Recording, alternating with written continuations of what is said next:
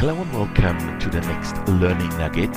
In the section of effective appraisal conversations, we first focus on the setting of the conversation.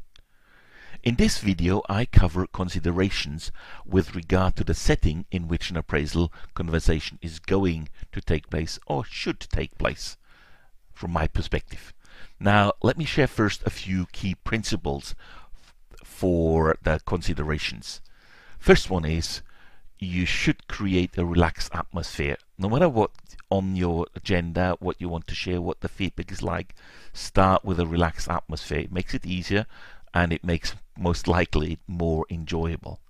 Secondly, minimize the risk of disturbance.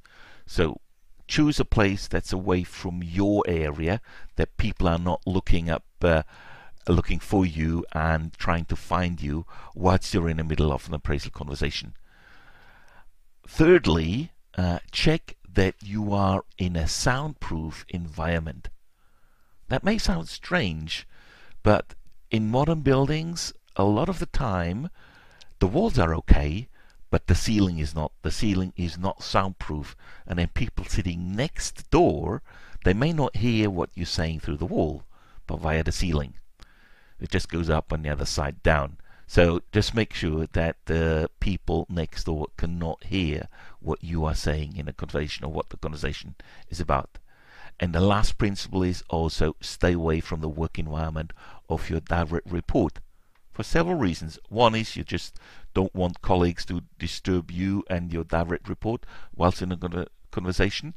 And if you have a very tough conversation, sometimes it can happen where people start crying. And if they start crying, the last thing you want them to experience may be even a humiliation when they walk out of the door and people seeing they have been crying. So just stay away from working around for various reasons.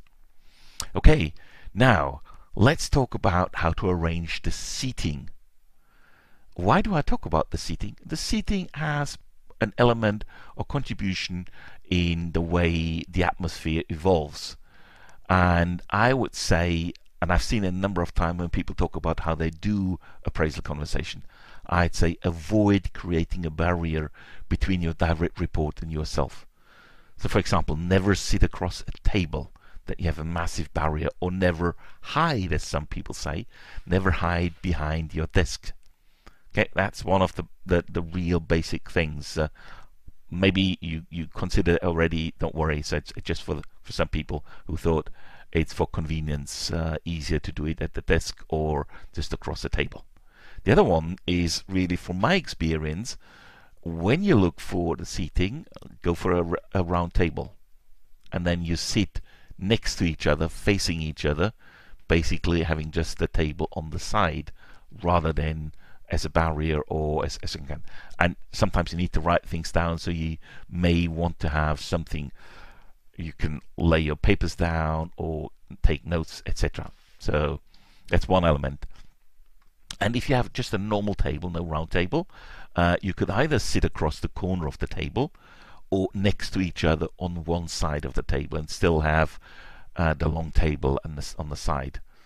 And the last option is really that you actually have no table at all and you just sit in chairs, like the 3D bins here.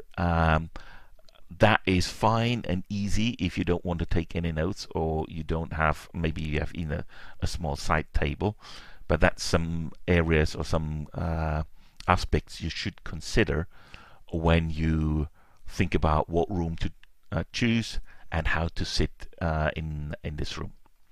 Okay.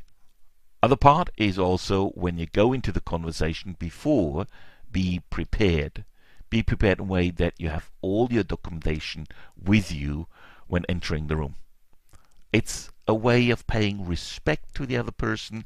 It's a way of keeping the flow and not interruption if you don't find documents and said, I have to go back to my desk, etc. So just as a principle, have all the documentation with you, and even if it's more than you need, but you can always refer back to it then without leaving the room. The other one is, I think you should be in a calm state, especially if you have a challenging conversation ahead of you. Make sure that there's no fire going on in your department you actually should look after.